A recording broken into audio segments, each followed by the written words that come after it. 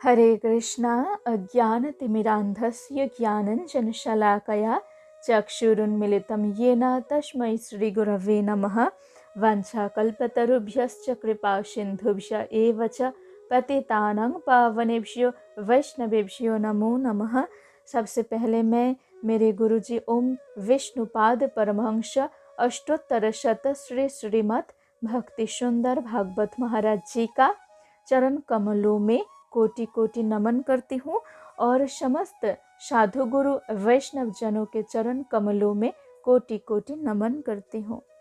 आज मैं कहूँगी कि जिसने जीवन भर पाप कर्म किया है, क्या वो भी हरिनाम करने से पापों से मुक्त हो जाएंगे? कैसे होंगे? इसके बारे में हम सब जानेंगे। सबसे पहले हमें ये जानना होगा कि कोई व्यक्ति पाप कर्म क्यों करते, किस लिए करते। व्यक्ति तो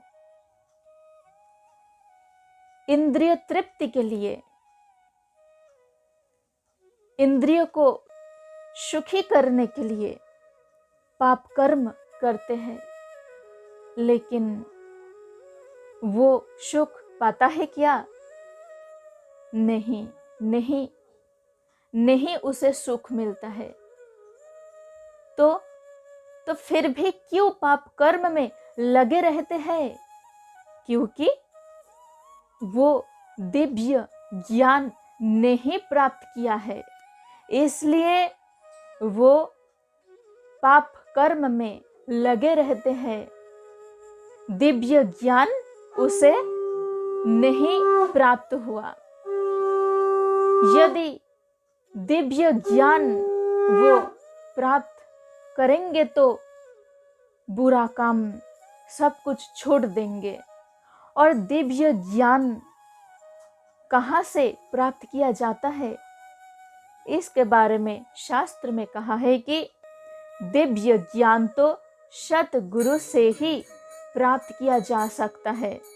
सतगुरु ही दिव्य ज्ञान हमको प्रदान करते हैं, इसलिए सतगुरु के पास जाना चाहिए, दिव्य ज्ञान प्राप्त करना चाहिए। और ये भी जानना होगा कि केवल दिव्य ज्ञान प्राप्त करना ही काफी नहीं है। दिव्य ज्ञान प्राप्त करके जीवन में प्रयोग करना होगा। दिव्य ज्ञान प्राप्त करके ज्ञान को जीवन में प्रयोग करना होगा। गुरु जी की बात माननी होगी, तभी तो समस्त पाप ताप दूर हो जाएगा, पापों से छुटकारा मिलेगा हम सबको। इसलिए सत्संग साधु संग में जाना चाहिए, साधु संग करना होगा। और भगवान का नाम, पवित्र नाम ग्रहण करने से उसी क्षण में समस्त पाप दूर हो जाता है। और हरि भक्ति विलास में कहा गया है कि दिव्य ज्ञानो यतो दद्यांग कुर्यात् पापस्य संशयम तस्मात् दीक्षेति शाप्रोक्ता देशी कोई तत्व को विदः। अर्थात जहाँ से दिव्य ज्ञान प्राप्त होता है और समस्त प्रकार के पाप दूर हो जाता है, वही तो, उसको ही तो दीक्षा कहते हैं। और सतगुरु के पास से ही, सतगुरु से ही दीक्षा हमें प्राप्त करना होगा, और तभी समस्त पाप दूर हो जाएगा। और गुरु जी की बात मानकर हरि नाम संकीर्तन जप कीर्तन में लगे रहना होगा। भगवान का नाम में इतना शक्ति है, भगवान का नाम में इतना शक्ति है कि भगवान का कोई भी नाम हम श्रवण कीर्तन वर्णन करेंगे तो समस्त पाप दूर हो जाएंगे। भगवान का नामों में बहुत बहुत शक्ति है। इसके बारे में सभी शास्त्र में कहा गया है। श्रीमद् भागवतम में 6ठ स्कंद के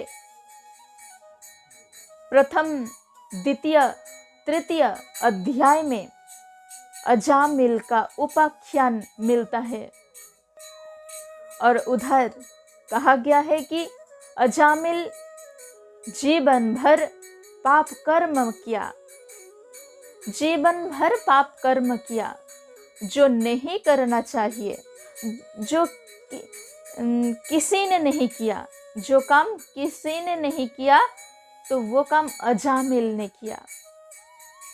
और अजामिल पापी होकर भी समस्त पापों से मुक्त हो गया, क्योंकि भगवान का दिव्य नाम उच्चारण किया।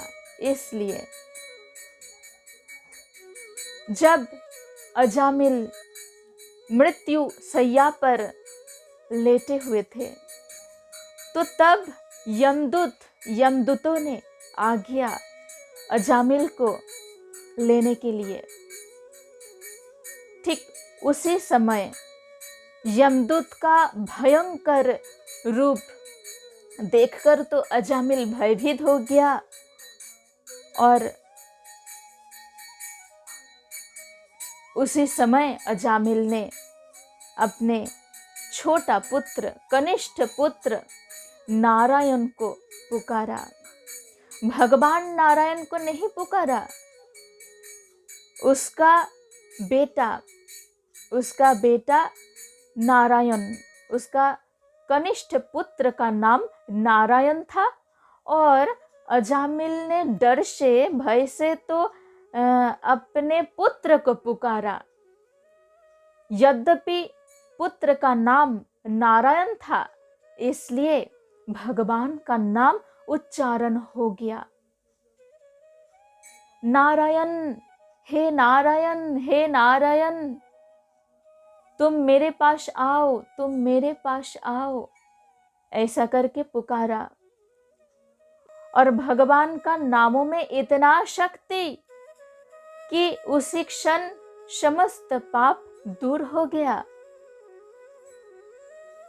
और उधर विष्णु दूतों ने भी आ गया अजामिल को लेने के लिए, ले जाने के लिए। और विष्णु दूतों ने यमदूतों से कहा कि आप अजामिल को नहीं ले जा सकते, क्योंकि हम इसको ले जाऊंगा। तो यमदूतगण पूछा कि क्यों, ये तो पापी तापी है। लेकिन विष्णु दूतों ने कहा कि ये पापी तापी है, सच में ये पापी तापी था, लेकिन इसने प्रभु श्री हरि नारायण का नाम ग्रहण किया। और श्री हरि का नाम जिसने ग्रहण करता है, जिसने उच्चारण करता है, वो तो पापों से मुक्त हो जाता है। इसलिए अजामिल तो पापों से मुक्त हो गया। भगवान श्री कृष्ण ने गीता में यही कहा है कि अंतकाले च मामेव स्मरण मुक्त्वा कलेबरम य प्रयाति समद्भावं याति नास्त्यत्र संशयः। अर्थात अंतकाल में, मृत्यु के समय जो मेरा नाम स्मरण करता है, मेरा नाम स्मरण करते हुए जो कलेवर को, शरीर को त्याग देता है, वो तो मेरे ही दिव्य धाम में आ जाता है। तो इसलिए अजामिल तो भगवान का नाम ग्रहण किया, उच्चारण किया, तो अजामिल को तो विष्णु लोक में जाना चाहिए, यमलोक में नहीं। ऐसा कहकर विष्णुदूतों ने अजामिल को लेकर, अजामिल का सूक्ष्म शरीर को लेकर विष्णु लोक चला गया। इसे हमें ये ज्ञान प्राप्त होता है कि चाहे कितना ही पाप क्यों ना किया हो, कोई भी चाहे कितना ही पाप क्यों ना किया है, यदि समस्त पाप ताप दूर करके, यदि समस्त पाप ताप भुलाकर हरि नाम जप कीर्तन करते रहते हैं और कोई भी पाप कामों में मति नहीं रहते हैं, तो वो व्यक्ति तो अवश्य विष्णु धाम प्राप्त करेंगे और अवश्य समस्त पापों से मुक्त भी हो जाएंगे, क्योंकि भगवान का नामों में बहुत शक्ति है। तो भगवान का नामों में तो बहुत शक्ति है, लेकिन भगवान का नाम उच्चारण श्रवण कीर्तन करने से पहले हमें अपराध शून्य होना होगा। अपराध शून्य होकर भगवान का नाम ग्रहण करना होगा। समस्त प्रकार जड़ जागतिक कामना वासना को त्याग कर ग्रहण करना होगा। अजामिल जिस समय भगवान का नाम उच्चारण किया अंत समय में, उस समय अजामिल के मन में जड़ जागतिक किसी चीज का लालसा नहीं था। केवल